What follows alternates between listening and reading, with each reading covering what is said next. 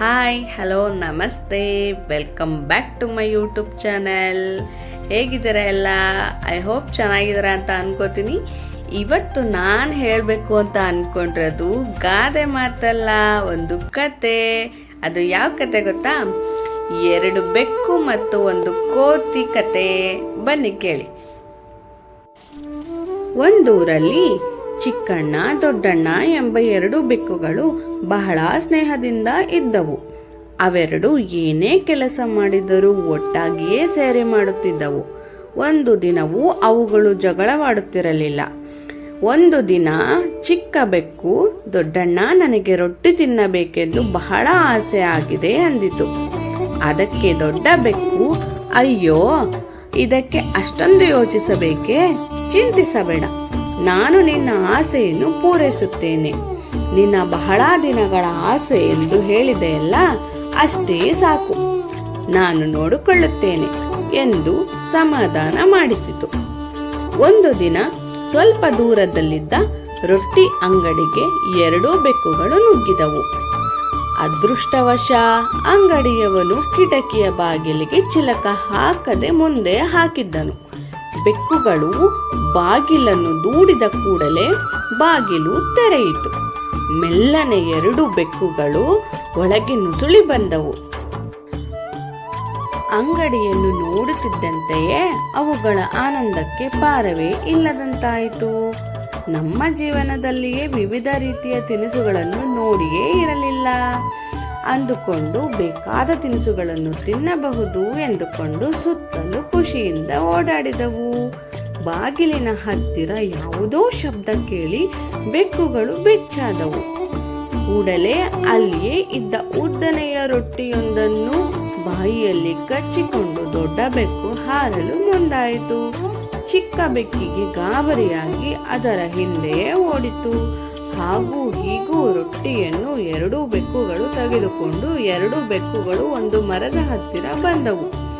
ಆದರೆ 2 ಬೆಕ್ಕುಗಳಿಗೆ ತುಂಬಾ ಹಸಿವಾದುದರಿಂದ ಯಾವತ್ತೂ ಜಗಳವಾಡದೇ ಇದ್ದ ಅವುಗಳು ಒಂದನ್ನೊಂದು ಮುಖ ನೋಡಿಕೊಂಡು ದೊಡ್ಡ ಬೆಕ್ಕು ಹೇಳಿತು, ಚಿಕ್ಕಣ್ಣ, ನನಗೆ ಬಹಳ ಹಸಿವಾಗುತ್ತಿದೆ.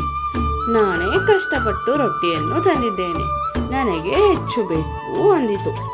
ಅದಕ್ಕೆ ಚಿಕ್ಕ ಬೆಕ್ಕು, ಇಲ್ಲ ಇಲ್ಲ, ನನಗೂ ಬಹಳ ಹಸಿವಾಗುತ್ತಿದೆ, ನನಗೂ ದೊಡ್ಡ ಪಾಲು ಬೇಕು, ಯಾವಾಗಲೂ ನೀನೇ ಹೆಚ್ಚು ತಿನ್ನುತ್ತೀಯಾ ಎಂದಿತು. ಅವುಗಳ ನಡುವೆ ಜಗಳ ಪ್ರಾರಂಭವಾಯಿತು. 2 ಬೆಕ್ಕುಗಳು ಯಾವುದಕ್ಕೂ ಒಪ್ಪಲೇ ಇಲ್ಲ.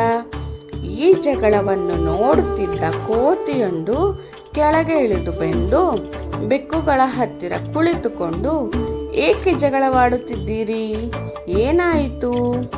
ನಾನು ನಿಮ್ಮ ಜಗಳಕ್ಕೆ ಪರಿಹಾರ ನೀಡುತ್ತೇನೆ, ನ್ಯಾಯವನ್ನು ಒದಗಿಸುತ್ತೇನೆ, ಯೋಚಿಸಬೇಡಿ, ಬನ್ನಿ ಎಂದಿತು ಬುದ್ಧಿವಂತ ಕೋತಿ.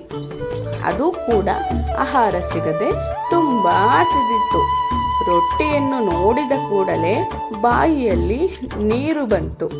ಶ್ರಮವಿಲ್ಲದೆ ರೊಟ್ಟಿಯನ್ನು ತಿನ್ನಬೇಕೆಂದು ಯೋಚಿಸಿ ನ್ಯಾಯ ಒದಗಿಸುವ ಉಪಾಯವನ್ನು ಮಾಡಿತು.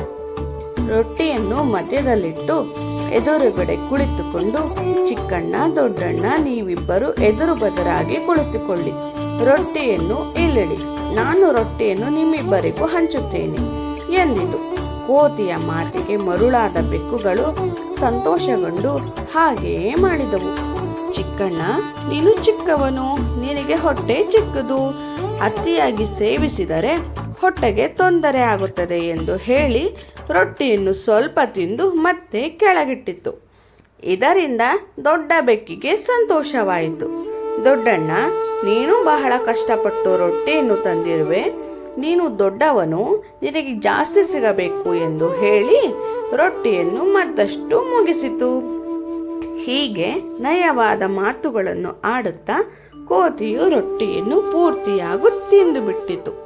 ಆಗ ಆ 2 ಬೆಕ್ಕುಗಳಿಗೆ ಗೊತ್ತಾಯಿತು ಕೋತಿಯ ಮೋಸ. ಬೇಜಾರಾದವು. ತಮ್ಮಲ್ಲಿಯೇ ಜಗಳ ಆಗಿದ್ದರಿಂದ ತಂದ ರೊಟ್ಟಿಯು ಕೋತಿಯ ಪಾಲಾಯಿತು ಎಂದು ದುಃಖಪಟ್ಟವು. ಮತ್ತೆ ಆಹಾರ ಹುಡುಕಾಟಕ್ಕಾಗಿ ಹೊರಟವು. ಈ ಕಥೆಯಿಂದ ನಮಗೇನು ತಿಳಿಯುತ್ತದೆ ಎಂದರೆ ಇಬ್ಬರ ಜಗಳ ಮೂರನೆಯವರಿಗೆ ಲಾಭ ಎಂದು ಗೊತ್ತಾಗುತ್ತೆ. ಈ ಕತೆ ನಿಮ್ಗೆ ಇಷ್ಟ ಆದಲ್ಲಿ ಲೈಕ್, ಕಾಮೆಂಟ್ ಅಂಡ್ ಶೇರ್ ಮಾಡಿ.